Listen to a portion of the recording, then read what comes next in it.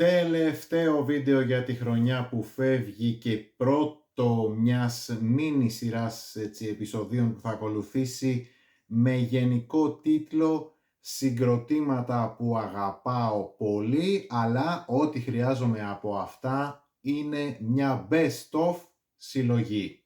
Εγώ είμαι από τους πρώτους που λέω ότι η πραγματική ιστορία των μουσικών συγκροτημάτων γράφεται μέσα από τα LPs τους, τα EPs και τα singles τους και όχι από greatest hits ή best of συλλογές. Βέβαια, μέσα από τέτοιου τύπου albums και εγώ γνώρισα και λάτρεψα πολλά pop και rock συγκροτήματα, κυρίως όταν ήμουν έτσι πολύ μικρότερο σε ηλικία. Από ένα σημείο και μετά όμως ήμουν κατά αυτών των τύπου albums. Όμως για κάποιους λόγους υπάρχουν μπάντες που μου αρέσουν πολύ, αλλά το ενδιαφέρον μου για αυτές εξανεμίζεται σε μια greatest hits ή best of συλλογή. Οι λόγοι μπορεί να είναι πρώτον, έτσι και για να παραφράσω ένα γνωστό άσμα, too many music, too little time. Κοινώς, τι να προλάβεις να πρωτοακούσεις. Δεύτερον, σε κάποιες από αυτές τις μπάντες επιχείρησα να εμβαθύνω παίρνοντας κάποια albums τους, αλλά δυστυχώς δεν προέκυψε καλή χημεία. Και τρίτον, πολύ απλά γιατί μου αρέσουν πολύ τα singles τους και τα μεγάλα τους τραγούδια και από λίγο έως καθόλου τα υπόλοιπα τραγούδια που υπάρχουν στους κανονικούς τους δίσκους. Πάμε λοιπόν να σου μιλήσω αρχικά για 10 βρετανικές μπάντες που μου αρέσουν πολύ μεν, αλλά το ενδιαφέρον μου για αυτές, όπως είπα και πριν, εξανεμίζεται σε greatest hits ή best of συλλογές.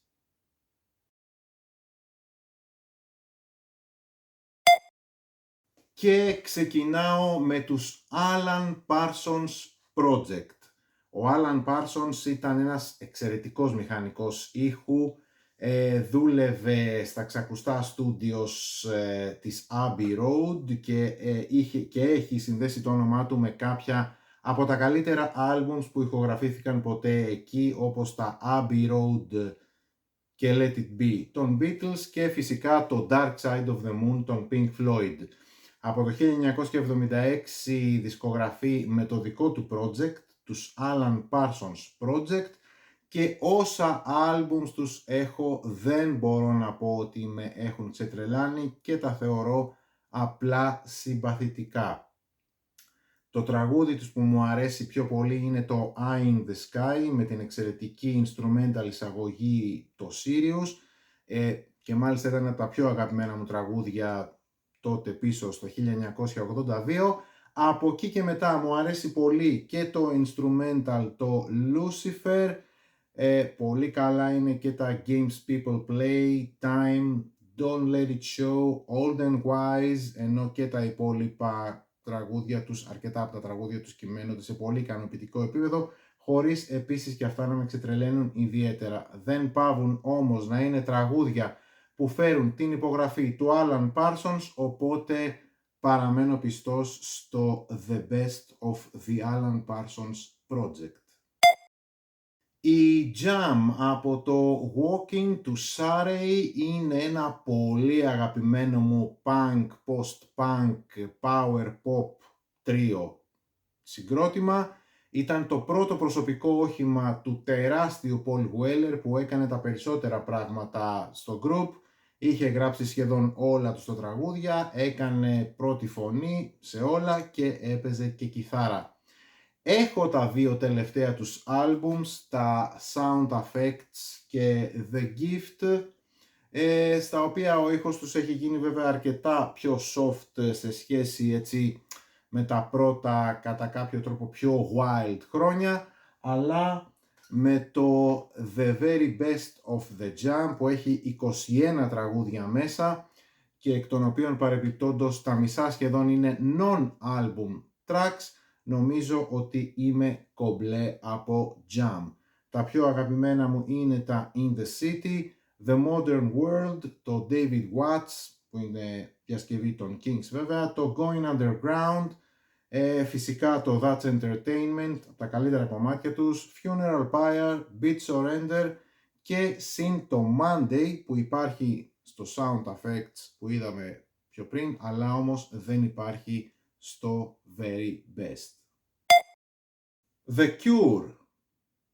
Δεν ήμουν ποτέ ιδιαίτερα φαν της Dark Wave σκηνής, δεν παρακολούθησα ποτέ κάποιο group σε όλη του την πορεία, εκτός των Joy Division που μου αρέσουν πάρα πολύ, που όμως έτσι κι αλλιώς ήταν ένα short-lived project, και όσον αφορά τους Cure, δεν το συζητάω ότι μου αρέσουν πολύ τα περισσότερα hits τους, και ιδιαίτερα τα Boys Don't Cry, The Walk, The Love Cuts, The Caterpillar, Close to Me, φυσικά το In Between Days και φυσικά και το Friday I'm in Love.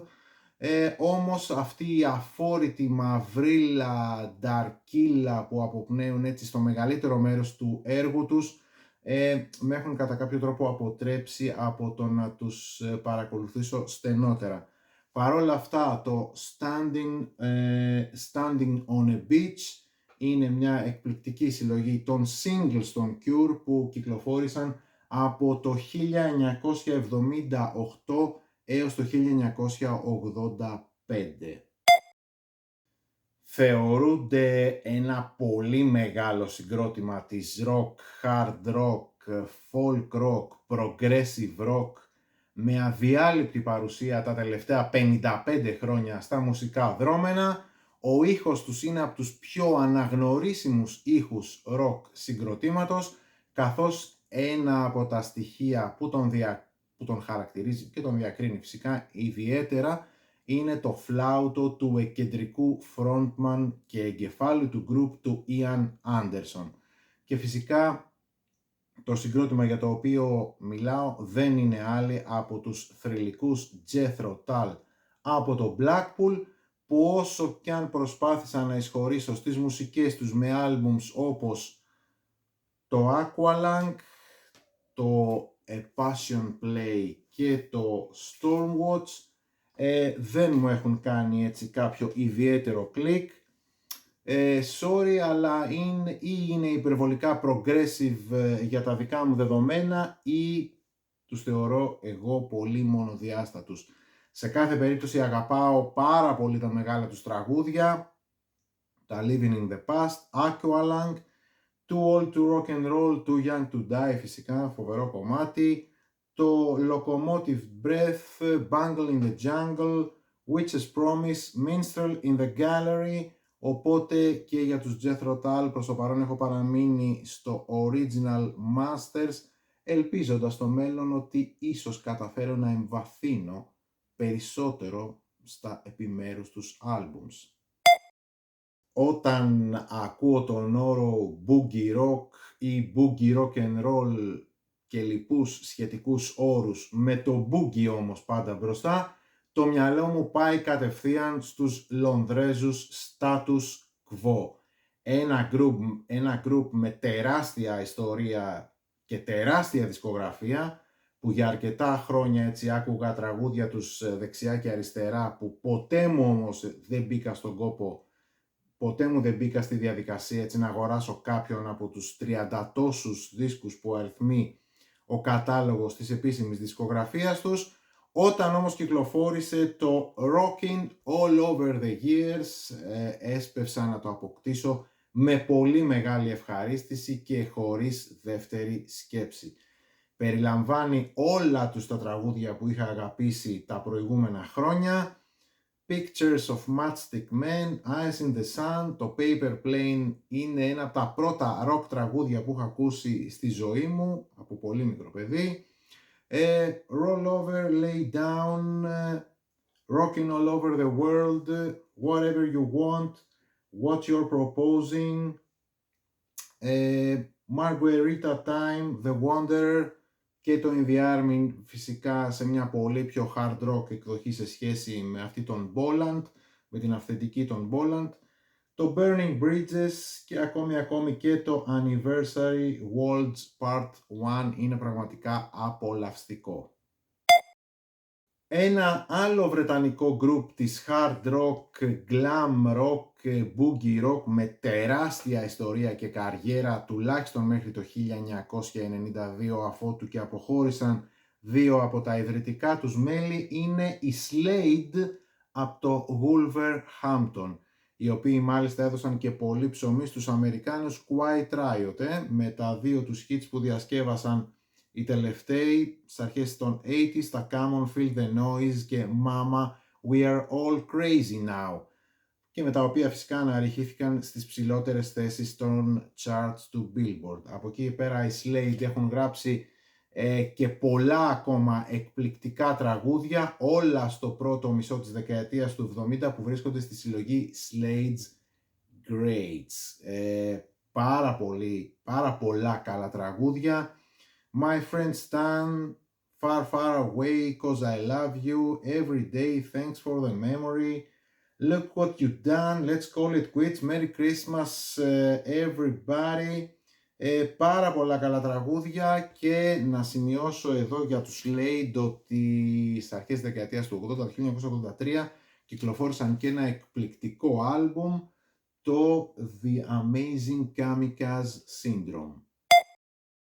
Λοιπόν, οι Animals από το Newcastle για πολλούς θεωρούνται μαζί με τους Beatles και τους Rolling Stones από τα μεγαλύτερα συγκροτήματα της δεκαετίας του 60.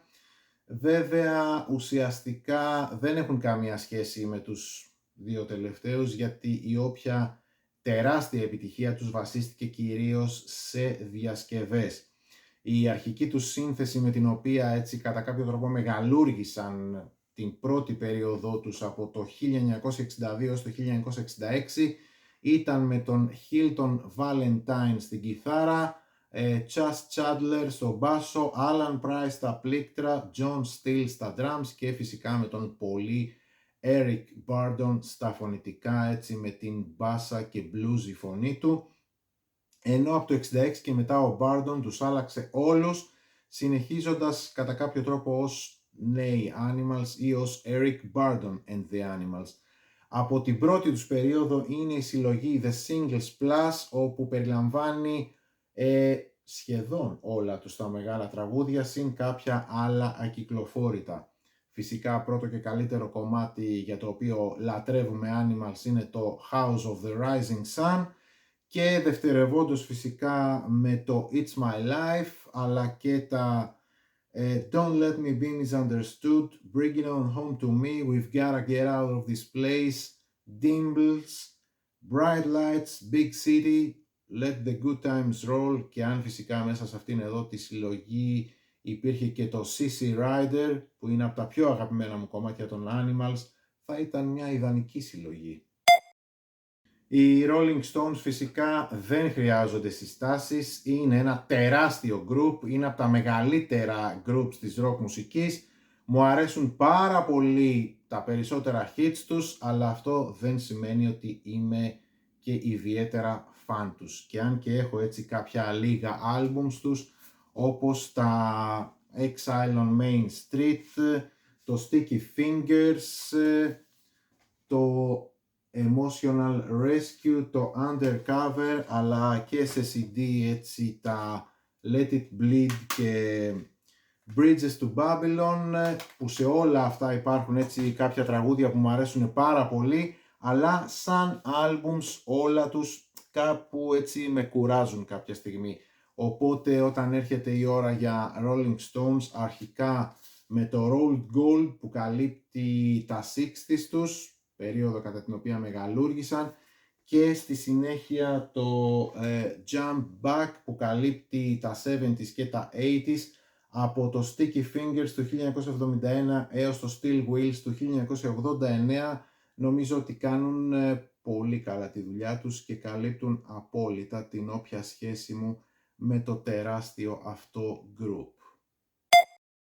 Για τη συνέχεια, οι Ιρλανδοί Thin Lizzy από το Δουβλίνο, με την εμβληματική φιγούρα του Phil Lynott ως frontman τους. Τεράστιο group και αυτοί, από τα μεγαλύτερα βρετανικά hard rock συγκροτήματα. 3 φεγγάρια πέρασε και ο Gary Moore έτσι να συνδράμει και αυτός με την κιθάρα του, καθώς ήταν κολλητό φιλαράκι με τον Phil.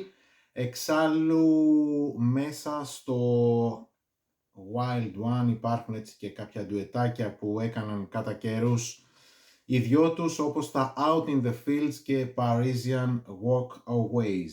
Επίσης στο set υπάρχουν έτσι κάποιες live εκτελέσεις δύο εξαιρετικών κομματιών του Rosalie και του Still in Love with You, που εντάξει έτσι κι αλλιώς τα είχαμε ήδη ακούσει από το εκπληκτικό live τους Live and Dangerous. Και φυσικά στο συγκεκριμένο best υπάρχουν και όλα τα super classics τους, The Boys Are Back in Town, Jailbreak, Don't Believe a Word, Waiting for an Alibi και φυσικά το Whiskey in the Jarro. Το συγκρότημα που άφησα για το τέλος είναι ο ορισμός του λεγόμενου pop metal. Η Def Leppard από το Sheffield, και ίσως αν είχες μόνο αυτό το άλμπουμ τους έτσι να καθάριζες με δάφτους, γιατί είναι ένα άλμπουμ με ένα σωρό hits μέσα, όπως τα Animal, Rocket, Love Bites, Pour Some Sugar on Me, Armageddon It, Hysteria.